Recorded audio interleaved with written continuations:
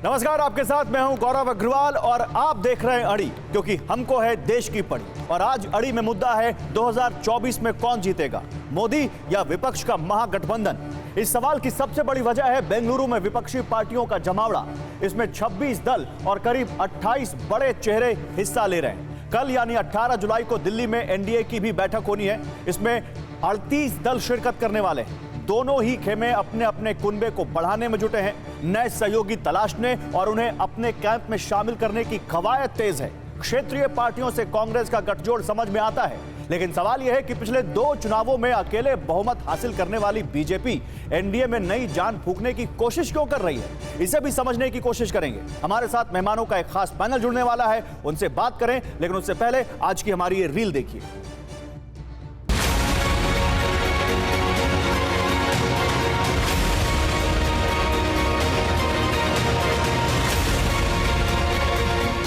दलों के गठबंधन में कोई दम नहीं। उनकी सबसे बड़ी दिक्कत यही आने वाली कि उनके पास मोदी है। बीजेपी भोखलाई हुई है। आज ये देखकर भाजपा को नींद नहीं आती।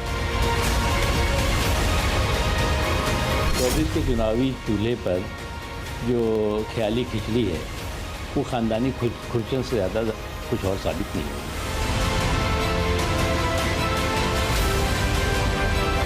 मैं एक ही काफी हूँ बोले, तो फिर क्यों 30 लोग पार्टियों को जमा रहे। कांग्रेस का तो इतिहास है कि ऐसा कोई सगा नहीं जिसको उसने ठगा नहीं।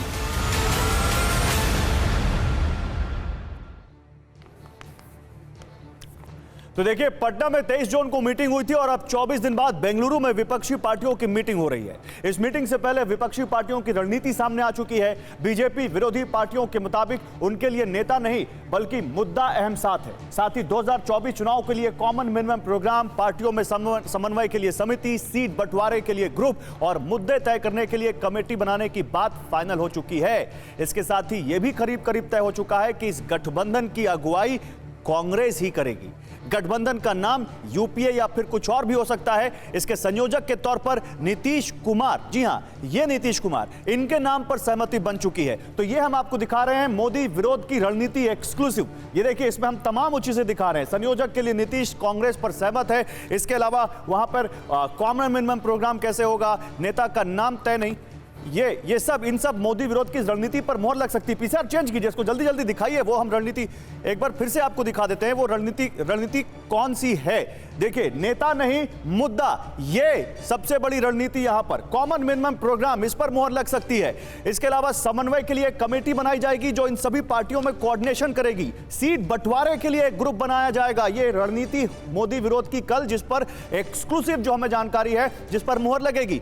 मुद्दा तय करने के लिए कमेटी बनाई जाएगी कि कैसे तमाम पार्टियों के मुद्दों को एक मंच पर लाया जाए। ये तमाम मुद्दे कल जो मोदी विरोध के हैं, जो तमाम रणनीति है, इस पर मुहर लगेगी। यूपीए या कोई और नाम, इस पर भी कल मुहर लगेगी। ये बेंगलुरु चैप्टर का जो विरोधी विपक्षी दलों का जो पूरा मोर्चा है, वो उसकी रणनीति हम दिखा रहे हैं। संयोजक के लिए नीतीश पर कांग्रेस सहमत हो सकती है। लेकिन जल्दी से आपको दिखाते हैं कि बेंगलुरु में विपक्षी पार्टियों की मीटिंग से पहले बड़े बड़े पोस्टर लगाए गए। इन पोस्टरों पर कांग्रेस अध्यक्ष मल्लिकार्जुन खड़गे, सोनिया गांधी, राहुल गांधी, बिहार के सीएम नीतीश कुमार, तमिलनाडु के सीएम एमके स्टालिन, पश्चिम बंगाल की सीएम ममता बनर्जी, आरजेडी अध्यक्ष लालू प्रसाद यादव, शरद पवार, उद्धव ठाकरे, अरविंद केजरीवाल, हेमंत सोरेन, अखिलेश यादव, फारूक अब्दुल्ला, उमर अब्दुल्ला, महबूबा मुफ्ती, सीपीएम महासचिव सीताराम येचुरी, आरजेडी नेता तेजस्वी यादव, सीपीआई महासचिव डी राजा, आरएलडी के जयंत चौधरी, सीपीआई-एमएल के दीपांकर भट्टाचार्य, मुस्लिम लीग के नेता केएम कादर मोहिदीन, केरल कांग्रेस के जोस के मणि, एमडीएम के नेता वाइको समेत 26 पार्टियों के 28 नेताओं की तस्वीरें शामिल हैं, जो हमने अभी आपको ये तस्वीरें दिखाई हैं। लेकिन अब आपको बता देते हैं कि इन पार्टियों की लोकसभा में ताकत कितनी है। ये जो पार्टियां मिल रही हैं, इनकी कितनी लोकसभा में ताकत है। पहले 15 थी, अब 26 हो गई हैं। जाहिर सी बात है, ताकत भी बड़ी होगी। ये आपके सामने ताकत आ गई।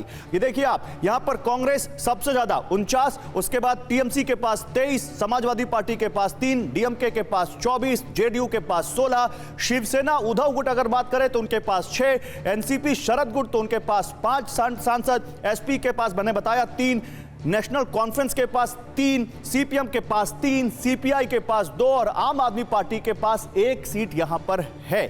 लेकिन इस पर क्या यह ताकत उनको मोदी से जीत दिला पाएगी, इसी पर तो बात करनी है। 2024 में मोदी या महागठबंधन, और इस पर बात करने के लिए मेरे साथ कुछ खास मेहमान हैं। मेरे साथ इस पर बात करने के लिए बीजेपी से अजय आलोक हैं, चरण सिंह सापरा हैं मेरे साथ इस वक्त कांग्रेस पार्टी से, नीरजा जी को आप देख रहे हैं, वरिष्ठ पत्रकार इस वक्त मेरे साथ जुड़ चुकी हैं, और अकुश श्रीवास्तव वरिष्ठ पत्रकार मेरे साथ ज्वाइन कर चुके हैं। आप सभी लोगों का स्वागत है। लेकिन क्योंकि विपक्षी पार्टियों की बात हो रही है और विपक्षी पार्टियों का रिप्रेजेंटेशन चरण सिंह सापरा आप इस पैनल में कर रहे हैं, आपसे ही सवाल सबसे पहले लेता हूं। अभी जब हम आप बात कर रहे हैं, मात्र मुश्किल से 10 या 12 मिनट पहले बीजेपी के राष्ट्रीय अध्यक्ष जेपी नड्डा आए और उन्होंने कहा, उनका बयान है कि कहीं की ईंट कहीं का रोड़ा, भानुमति का कुनबा जोड़ा। इस गठबंधन के पास न नेता है, न नीति है, न नियत है।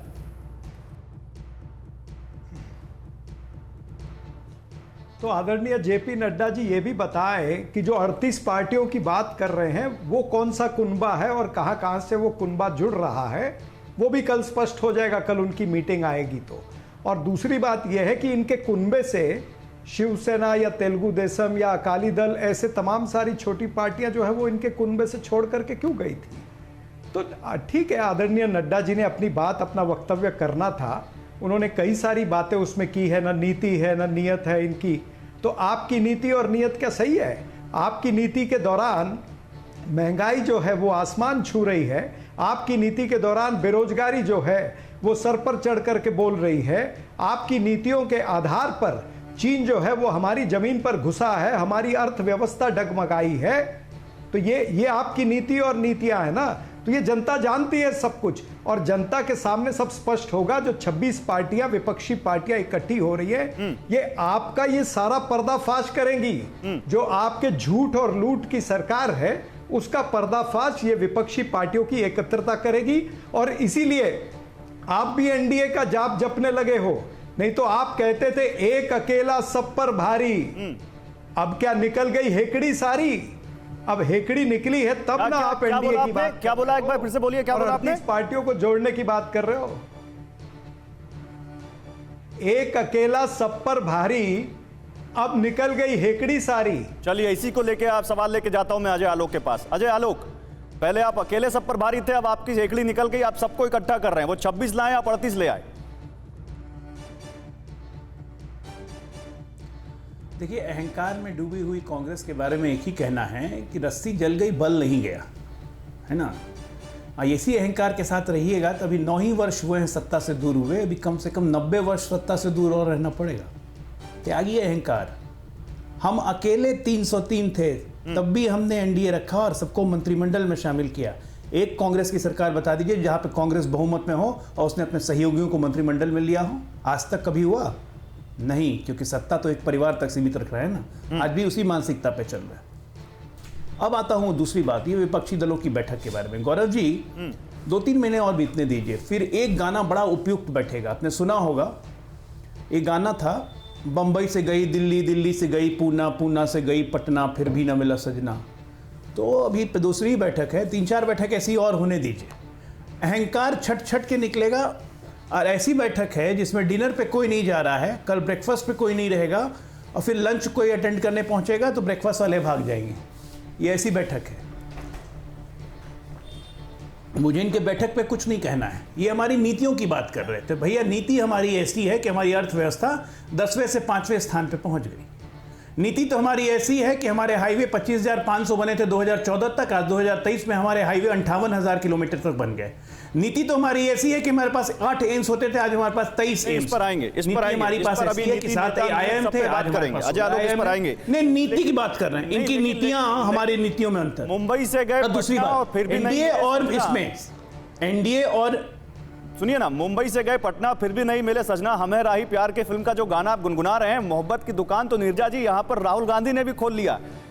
मैं आपसे पूछ रहा हूं नीरजा जी, आप वरिष्ठ पत्रकार के तौर पर इसका आकलन कैसे करती हैं कि एकदम से एनडीए का नैरेटिव सामने आना, खुद राष्ट्रीय अध्यक्ष को है ना कि 38 दल हमारे साथ आ रहे हैं, जो बात कांग्रेस कह रही है, क्या वाकई आपको लग रहा है कि बीजेपी में अब अकेले दम चुनाव में जाने का या वो कॉन्फिडेंस नहीं दिख रहा है?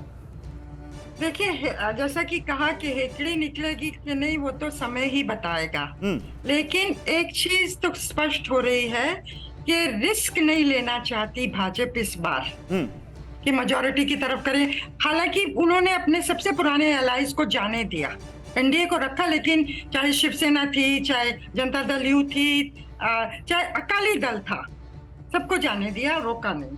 अब उन्होंने 19 पार्टियों को, और उससे भी ज्यादा पार्टियों की बात हो रही है, छोटी पार्टियों को भी साथ लाने का एफर्ट है। तो वो रिस्क नहीं लेना चाहते। कहीं ना कहीं मुझे लगता है उनको आभास हो रहा है कि कहीं गड़बड़ा ना जाए चीजें, तो पार्टी साथ में रहेंगी एनडीए के तो बेहतर रहेगा। अपने से मेजॉरिटी आ जाए बहुत अच्छा, नहीं आए तो ये पार्टी से रहेंगी। इसका मतलब ये भी निकलता है कि भाजपा का नेतृत्व ऑपोजिशन की यूनिटी मूव्स को सीरियसली ले रहा है। ओके, आपने बड़ी लाइन यहां पर खींची है और मैं इस पर भी आगे बात करूंगा, चरण सिंह सापरा से इस पर भी बात करूंगा। लेकिन अकुल श्रीवास्तव, क्या वाकई जो बात यहां पर नीरजा जी कह रही हैं, अभी तक देखिए यूपीए विपक्षी गठबंधन इसकी बात हो रही थी, लेकिन बहुत तेजी से एनडीए भी अब लाइमलाइट में आ गया है। तो ये जो बीजेपी छोटे छोटे दलों को एक साथ ला रही है, एनडीए में तमाम नंबर पार्टियों का बढ़ गया है, ये एनडीए मजबूत करने के लिए हो रहा है या उसको और बड़ा करें तो विपक्ष को कमजोर करने के लिए हो रहा है?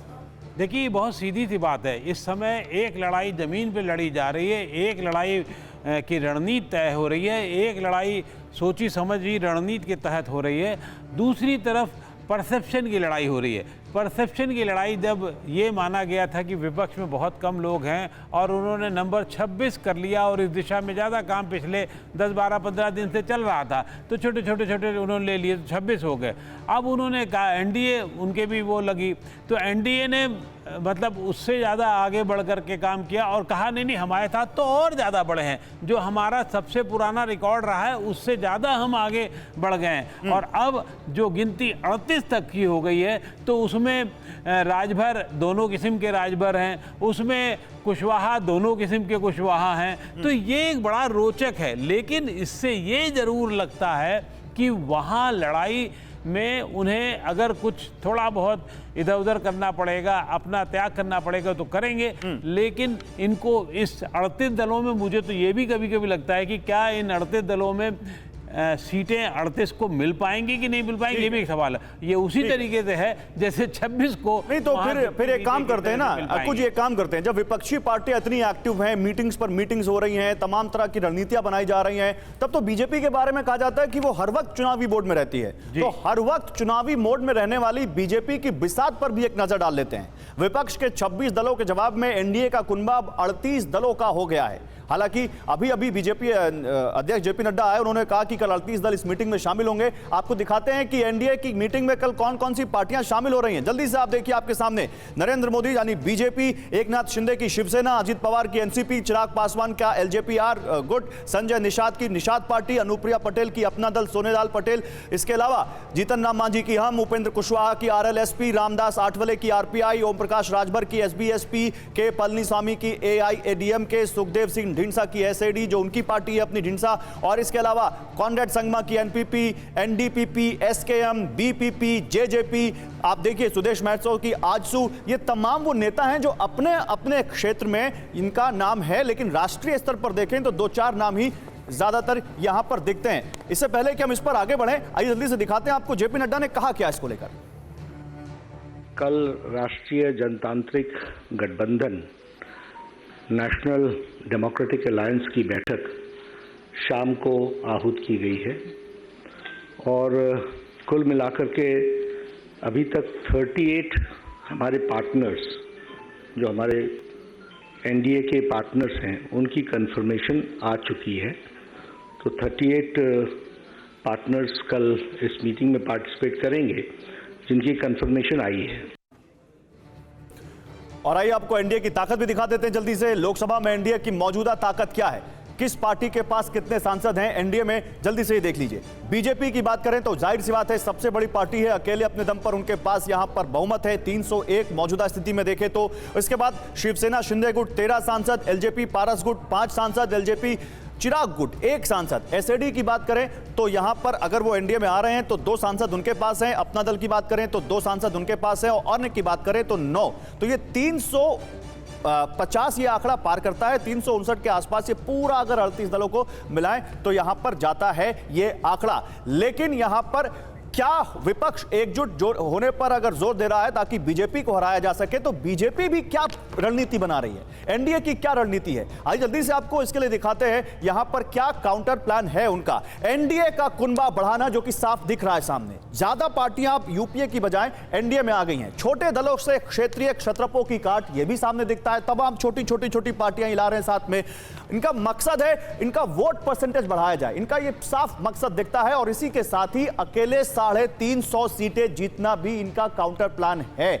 लेकिन यहां पर चरण सिंह सापरा, देखिए जैसा कि मैंने कहा कि बीजेपी तो हर वक्त चुनावी मोड में रहती है, ये जो बीजेपी छोटे छोटे क्षेत्रीय दलों को ला रही है, ये तो लगता है कि आपके ये जो क्षेत्रीय क्षत्र पे इनकी काट इसने इन छोटे दलों में ढूंढ ली है।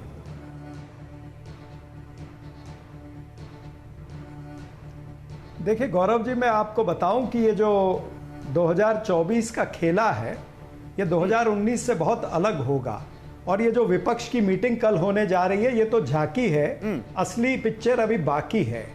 अब भारतीय जनता पार्टी को भी समझ में आ रहा है, इसलिए एनडीए को रोशन करने के लिए इनको चिराग की जरूरत लग रही है, ढींडसा साहब की जरूरत लग रही है, जनसेना जैसे पार्टियों की जरूरत लग रही है। ये वही लोग हैं जो अहंकार में घूमते थे और अभी इनके प्रवक्ता अहंकार की बात कर रहे थे, तो मुझे याद आ रहा था कि देश ने इनका अहंकार तो देखा किसान आंदोलन के समय, जो 1 साल तक किसान आंदोलन चला। छोटी पार्टियों पर जवाब दे लेते हैं किसानों की बात आपने जो नाम गिना इसी पे जवाब दे लेते हैं। तो अजय आलोक, तो ये अजीत पवार, ये जीतन राम मांझी, ये ओम प्रकाश राजभर, ये ढींडसा साहब, ये चिराग पासवान, ये अब बीजेपी की नाव नैया पार लगाएंगे, ये अब एनडीए की नैया पार लगाएंगे। क्या बीजेपी ने यही इन्हीं में अपना ये हल ढूंढा है 2024 का? मुझे ये समझ में नहीं आता है गौरव जी, अभी नीरजा जी भी ने कहा, आप खुद आंकड़े दिखा रहे हो। 2014 में 282 अकेले बहुमत की जरूरत बिल्कुल अपने दम पे थी, किसी की जरूरत नहीं थी। 2019 में 303 अपने दम पे, किसी की जरूरत नहीं थी, लेकिन तब भी एनडीए हमने बरकरार रखा। ये क्या दिखाता है?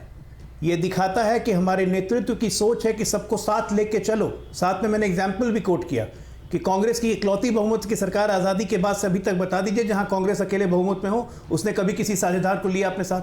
नहीं, क्योंकि वो हमेशा एकत्व मानववाद में, अपने ही में विश्वास रखते हैं, एक ही परिवार में विश्वास रखते हैं। अजय जी, आप पॉलिटिक्स करने आए हैं, आप हमारी विचारधारा में हैं। कोई तो रणनीति होगी इन लोगों को साथ में लाने की, चुनाव में जा रहे हैं, कोई तो रणनीति होगी कि इनसे आपको क्या फायदा होगा। समाज सेवा थोड़ी ना कर रहे हैं कि आइए एनडीए में सबको साथ मिलकर चुनाव लड़ाएंगे।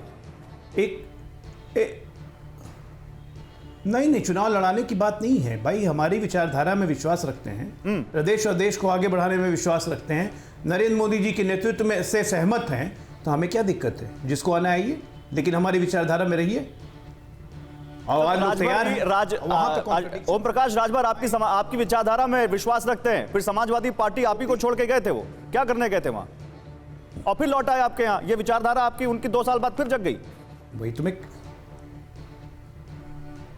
तो घर वापसी इसी को कहते हैं, जाके पता चल गया कि कहां गए थे, वापस सबसे सही जगह पे आ गए। ये घर वापसी है, यू टर्न है अपने ही। तो और वो खुद कह रहे हैं कि मैं अवसरवादी हूं। वो क्या कह रहे हैं मालूम? उनसे मैंने बात की, वो कह रहे हैं कि बीजेपी से पंगा कौन ले सकता है, आना ही पड़ेगा बीजेपी के साथ।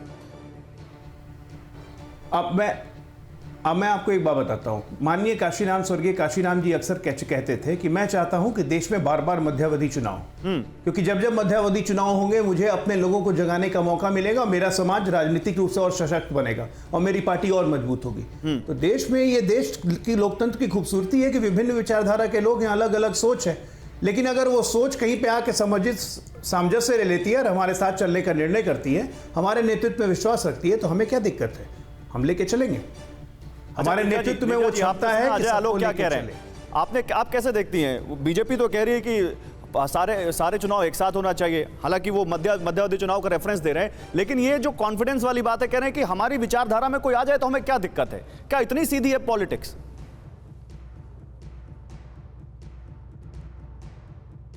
किससे पूछ रहे हैं? मेरे से पूछ रहे हैं क्या? आप ही से पूछ रहा हूँ नीरजा मैम। अच्छा, सॉरी। Okay ma'am. देखिए कहने को तो कह सकते हैं ना, दोनों साइड कह रही है कि हमारी आइडियोलॉजी में फेथ है तो लोग हमारे साथ आ रहे हैं। पर आज आइडियोलॉजी, हालांकि भाजपा की आइडियोलॉजी के तहत वो चलते हैं, पर आज आइडियोलॉजी महत्व नहीं रखती, आज पावर महत्व रखता है। आप भी जानते हैं, मैं भी जानती हूँ कि क्यों ये पार्टियां इधर हैं या उधर हैं। अब इन पार्टियां, जो छोटी छोटी पार्टियां आ रही हैं दोनों तरफ, उनको टिकटें तो देनी पड़ेंगी। अगर आप 38 पार्टीज हैं तो एक एक टिकट तो देना ही पड़ेगा ना। अब भाजपा को अलग कर दीजिए, बाकियों को कुछ तो देना पड़ेगा। क्या क्या पैसा देना पड़ेगा, टिकटें देनी पड़ेंगी, ईडी से छुटकारा देना पड़ेगा, किस बेसिस पे वो लोग आ रहे हैं, ये तो देखने लायक बात। एक और सवाल है नीरजा मैम, एक और सवाल है, मैं आता हूं आपके पास। अंकुश श्रीवास्तव, चलिए पार्टियां तो मिल जाएंगी और वो पार्टियां जो एक दूसरे के खिलाफ सालों से लड़ रही हैं वो मिल जाएंगी, लेकिन क्या वोटर मिल जाएगा जो एक दूसरे के खून का प्यासा है? वो माफ कर देगा, वो वोटर कनेक्ट हो जाएगा? देखिए, ये इतना आसान नहीं है। कई राज्यों में हमने ये देखा है कि बिहार ऐसे राज्यों में कई बार ऐसा हुआ है कि जेडीयू और अगर आरजेडी का वोट बैंक होता है तो आरजेडी का वोट बैंक जेडीयू को ट्रांसफर हो जाता है, लेकिन आरजेडी को वोट बैंक नहीं मिलता है उस तरीके से, और वो वहाँ जातिगत गणित के हिसाब से चीज़ें बनती बिगड़ती रहती हैं। उत्तर प्रदेश में भी ऐसा होता रहा, अन्य राज्यों में भी ऐसा होता रहा है, और ख़ासतौर से दक्षिण के राज्यों में ये बहुत परंपरा रही है। लेकिन जब एक बड़ा नेता उसको नेतृत्व देता है, बड़े नेतृत्व के साथ में होते हैं, तो फिर वो धीरे धीरे कुछ चीज़ें कम होती हैं, कुछ चीज़ें, कुछ कड़वाहट कम हो जाती है। अब जैसे मान लीजिए एलजेपी है, तो एलजेपी के पारस भी हो या चाहे चिराग हो, ये दोनों एक खेमे में मान लिए जाएंगे। ऐसा नहीं होगा कि पारस के पास कुछ है। पारस से ज़्यादा वोट बैंक आज भी जो दलित वोट बैंक है वो चिराग के साथ में है, और वो बड़े स्तर पर उनके भारतीय जनता पार्टी को मिल जाएगा। उसी तरीके से राजभर का 4% का vote bank Bharatiya Janata party को बड़ा सपोर्ट देगा, और राजभर इसलिए संतुष्ट हो जाएंगे क्योंकि वहां उनको ज़्यादा सीटें, कुछ सीटें मिल जाएंगी, और बीजेपी के पास 4% आ जाएगा। इसमें एक गणित अलग तरीके से काम करती है। वही वाली बात है कि इश्क है तो रिस्क है। मतलब यहां पर पता नहीं किस नेता से इश्क होगा, किससे जुड़ा होगा, नहीं होगा, इसमें भी रिस्क है। लेकिन मैं जरा एक चीज और दिखाना चाहता हूं, फिर चरण सिंह साबरा आपके पास आऊंगा। देखिए, बेंगलुरु में विपक्षी एकता की एक दूसरी नुमाइश है। इससे पहले एक पटना में नुमाइश लगी थी जहां पर विपक्षी एकता पार्ट 1 के प्रायोजक नीतीश कुमार थे, ये नीतीश कुमार, और अब उन्होंने इसके लिए कड़ी मेहनत की, तमाम राज्यों में जाकर नेताओं से मुलाकात की, तब जाकर 15 पार्टियों के नेता वहां पहुंच पाए। लेकिन अब इसकी कमान खुद सोनिया गांधी ने संभाल ली है। उन्होंने बिना कहीं गए बेंगलुरु की मीटिंग के लिए 26 पार्टियों को मना लिया है। अब सवाल यह है कि ये जो सब कुछ हो रहा है, इसके पीछे कोई मैसेज है? क्या मैसेजिंग है? क्या कांग्रेस ये समझती है कि नीतीश कुमार कहीं इस विपक्षी एकता के अगुवा ना बन जाए, इसलिए तड़ाक से उन्होंने कर्नाटक जैसे अपने बड़े राज्य में विपक्षी एकता का अगला जमावड़ा लगाया और तमाम ज्यादा पार्टियों को बुलाकर एक मैसेज देने की कोशिश की? राजनीति के जानकार बताते हैं कि विपक्षी एकता की कवायद के पीछे, पर्दे के पीछे प्रधानमंत्री की कुर्सी को लेकर भी खेल चल रहा है। कहा गया कि विपक्षी एकता की आड़ में नीतीश कुमार खुद को पीएम पद पर प्रोजेक्ट कर रहे हैं। लेकिन पटना वाली रैली में, पटना वाला जो गठबंधन का जो वहां पर जमावड़ा हुआ था, उसमें लालू प्रसाद यादव की सक्रियता ने कांग्रेस के हक में माहौल बनाया। उन्होंने राहुल को विरोधियों की बारात का दूल्हा बताया, लेकिन सलाह दी कि वो शादी कर ले, मतलब अपने विरोधियों के प्रति नरम रुख अपनाए। शायद उसी का नतीजा था कि आम आदमी पार्टी की सुर में सुर कांग्रेस ने मिलाया और दिल्ली में अध्यादेश के खिलाफ केजरीवाल की लड़ाई में उनके साथ आकर खड़ी हो गई। आइए राहुल को लालू जी की वो सलाह सुनवा देते हैं। बात तो हम लोग आप सलाह माने नहीं, बियाह नहीं किया, शादी कर लेना चाहिए था, और अभी भी समय गया, बीता नहीं है। शादी करिए और हम लोग बराती चलें और शादी करिए, बात मानिए। आपकी मम्मी हमको बोलते कहते तो हो जाए, हाँ एकदम पक्का करना पड़ेगा। मम्मी आपकी बोलती थी कि आप हमारा बात नहीं मानता, शादी करवाइए आप।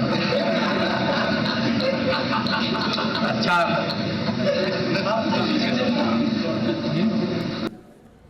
तो चरण सिंह साबरा, कहा जाता है लालू जो कहते हैं उसके 4 तरह के मायने होते हैं। मैं तो आपसे सीधा सवाल पूछता हूं, क्या लालू जी की सलाह मानकर आप लोगों ने आम आदमी पार्टी की से सुलह कर लिया, अध्यादेश पर उनकी शर्त मान ली, लालू जी की सलाह मान ली क्या? नहीं, देखिए, मैं इसको इस तरह से देखता हूं कि कांग्रेस पार्टी के अंदर ना सिस्टम है, प्रथा है। हमारी पॉलिटिकल जो पार्लियामेंट्री स्ट्रेटेजी कमेटी होती है उसकी मीटिंग होती है पार्लियामेंट सेशन के पहले, और किन किन मुद्दों को हमने लेना है उस पर व्यापक चर्चा होती है। हमने पहले ही कहा था, पटना की मीटिंग के बाद भी हमारे चंद नेताओं ने कहा था कि ये पार्लियामेंट्री स्ट्रेटेजी कमेटी की मीटिंग होगी, उसके बाद हम तय करेंगे। कांग्रेस पार्टी का प्रथम कर्तव्य यह है कि संघीय ढांचे की हमको रक्षा करना है। जिस तरह से लोकतंत्र को तोड़ा मरोड़ा जा रहा है, जिस तरह से हम देख रहे हैं कि एजेंसियों का गैर वापर करके एजेंसियों को अपनी टूल किट का हिस्सा बना दिया, यानी चुनाव जीतने के लिए एजेंसियों को टूल किट का हिस्सा जिस तरह से बीजेपी ने बनाया है, वो तमाम सारी चीजों को देखते हुए कांग्रेस पार्टी ने यह निर्णय लिया है। और प्रथम रूप से संघीय ढांचे को सुरक्षित रखने में हमने ये निर्णय लिया है। और दूसरी बात यह है, जिस तरह से आप कह रहे थे कि श्रीमती सोनिया गांधी जी ने 26 पार्टियों को कन्विंस किया, और वो इसलिए कन्विंस किया होगा क्योंकि देश के अंदर आज ये हालात है कि अगर आपको महंगाई, बेरोजगारी, अगर आप ये कह रहे हैं किसानों का उत्पीड़न, महिला उत्पीड़न अगर रोकना है तो सबको इकट्ठा आना पड़ेगा। मतलब आप ये मान रहे हैं, कह रहे हैं, आप तो ये कह रहे हैं कि इस गठबंधन की अगुवा कांग्रेस है और कांग्रेस की अगुवाई में ही सारे गठबंधन आएंगे क्योंकि उनके अलग रिजर्वेशन है। ये आपका देखने का परिप्रेक्ष्य है, लेकिन मैं ये समझता हूं कि अगर हमारे मैं तो पूछ रहा हूं आपसे, मैं देखने का नहीं, आप मना कर दीजिए कि ऐसा नहीं। एक मिनट तो पूछ रहा हूं भाई, तो मैं उत्तर दे रहा हूं ना। नहीं, मैं मेरा उत्तर तो सुन लीजिए ना, इतने उत्तेजित क्यों हो रहे हो? मैं उत्तर दे रहा हूं ना आपकी बात। बिल्कुल उत्तेजित नहीं हो। अगर हमारे 50 मेंबर पार्लियामेंट हैं तो, और अगर कांग्रेस पार्टी के सभी नेता और आदरणीय श्री राहुल गांधी और खड़गे साहब अगर मिल करके सारे विपक्ष को इकट्ठा कर रहे हैं और देश हित में कर रहे हैं, संघीय ढांचे के हित में कर रहे हैं, तो फिर क्या गलत है उसमें? नहीं, कुछ गलत नहीं है, गलत कुछ नहीं है। अब मैं आपको कुछ सुनाना चाहता हूं क्योंकि आप सबको इकट्ठा कर रहे हैं। आप कह रहे हैं कि इसका, आपकी बातों का मतलब तो अगर मैं नहीं, तमाम जो लोग हैं उनसे मैं पूछ लूंगा, यही है कि कांग्रेस ही साथ लेकर जाएगी। लेकिन सीताराम येचुरी, सीपीएम के महासचिव, उन्होंने इस मीटिंग से पहले एक ऐसा बयान दे दिया है जिसने इसी विपक्षी एकता पर और कांग्रेस की अगुवाई वाले इस महागठबंधन पर सवाल खड़े कर दिए हैं। सीताराम येचुरी ने क्या कहा है, ये सुनाता हूं मैं आपको, फिर आता हूं आपके पास। ममता के साथ लेफ्ट, ममता के साथ येचुरी, ये कैसे बनेगा? ये नहीं बनेगा नहीं। बंगाल के अंदर तो वो कांग्रेस, लेफ्ट और सेकुलर पार्टीज की गठबंधन होगी जो भाजपा और टीएमसी को, उनके खिलाफ वो लड़ेगी।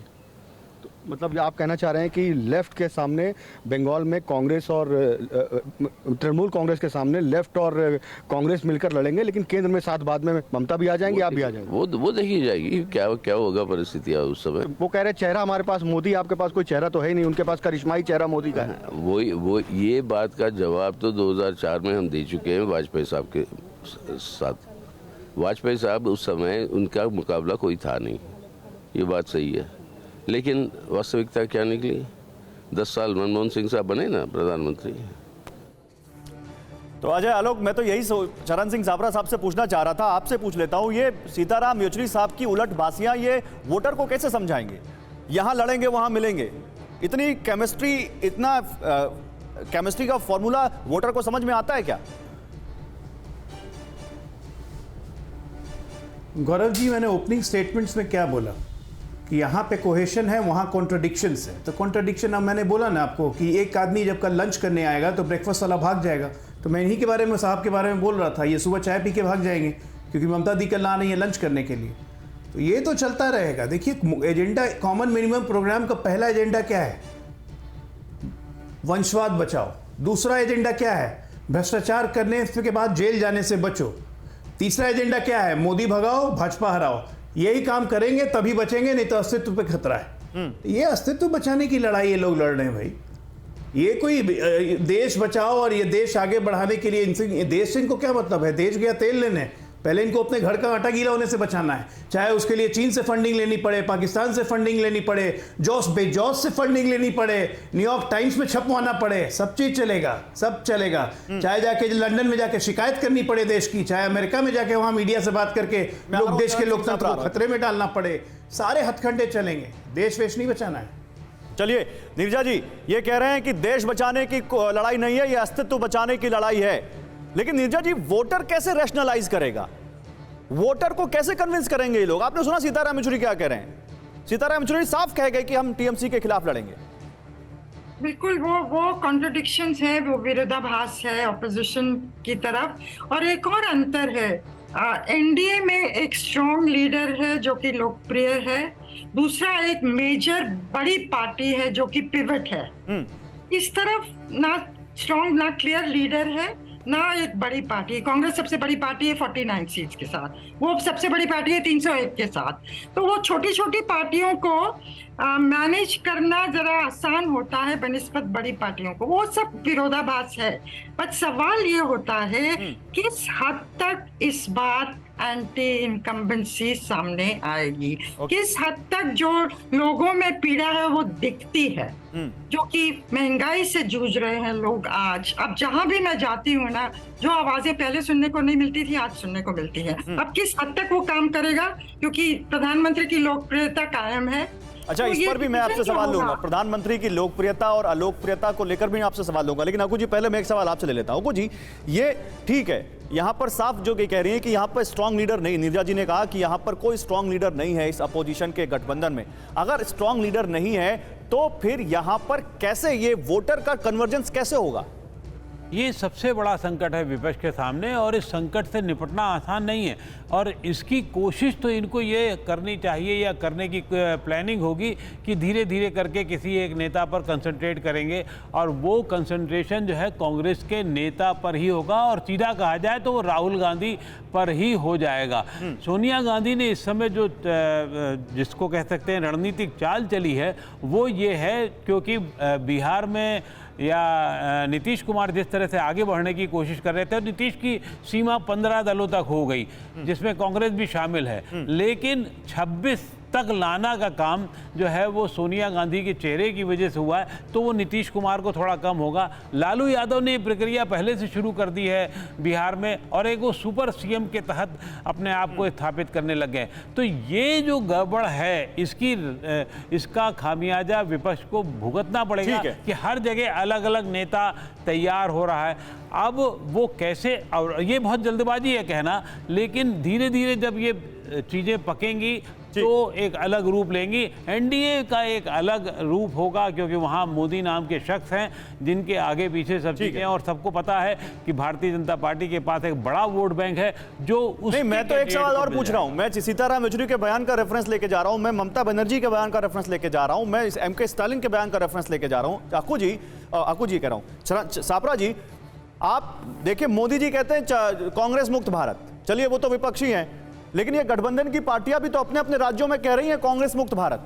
कैसे बचाएंगे आप अपने पार्टी को? टीएमसी कह रही है कि भाई हमको लड़ने दो हमारे स्टेट में, एमके स्टालिन कह रहे हैं हमको लड़ने दो हमारे स्टेट में, आम आदमी पार्टी कहेगी पंजाब में हमको लड़ने दो, तो फिर कैसे करेंगे आप?